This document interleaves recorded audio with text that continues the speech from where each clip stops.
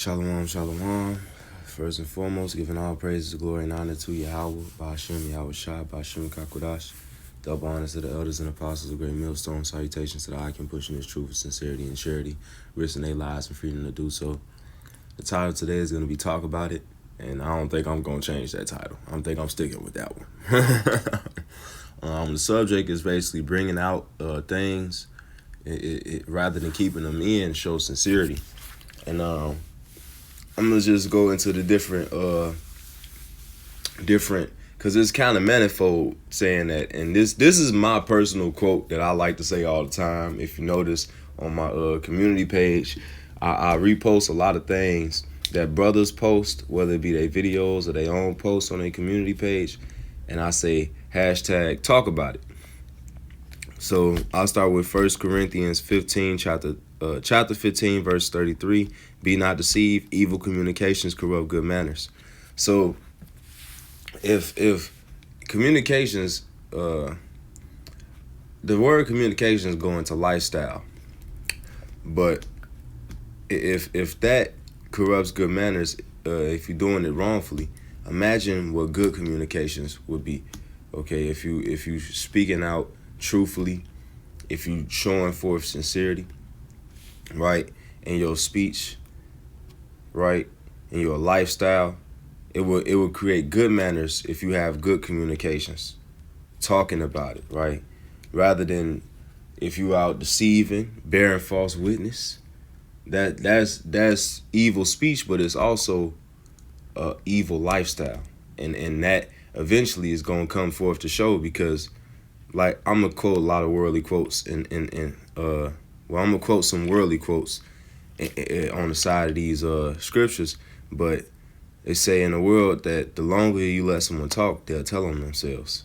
So, that's a thing. So if somebody talked for a while and they start telling, they're eventually gonna start telling on themselves, but they're gonna tell you their intentions eventually, whether it's good or for bad. So Sirach chapter 3 verse 24, for many are deceived by their own vain opinion, and evil suspicion hath overthrown their judgment. So like they say in the world, if you see something, say something, and you could use wisdom about it. And I'm gonna go into the using of wisdom in speech, but if you see something, say something. It's better to talk on something than not to, to let it build up, let it fester, and become a suspicion. Because evil suspicions, that's a cause of a lot of strifes and conflicts. And you could have taken something the wrong way, or thought of it the wrong way, and you didn't talk about it. You didn't communicate. And now it's become a worse problem, because you could have talked about it and prevented it. You could have did damage control, but now you let it fester. You see? So sometimes you just got to talk about it. All right? This is Matthew chapter 13, verse 3. He spake many things unto them in parables, saying, behold, a sower went forth to sow. So the Lord spoke to the people in parables, okay? And this is how you use wisdom in speech, because some people not gonna want the answer. The people don't, it's either not good enough for them, or they not gonna receive it.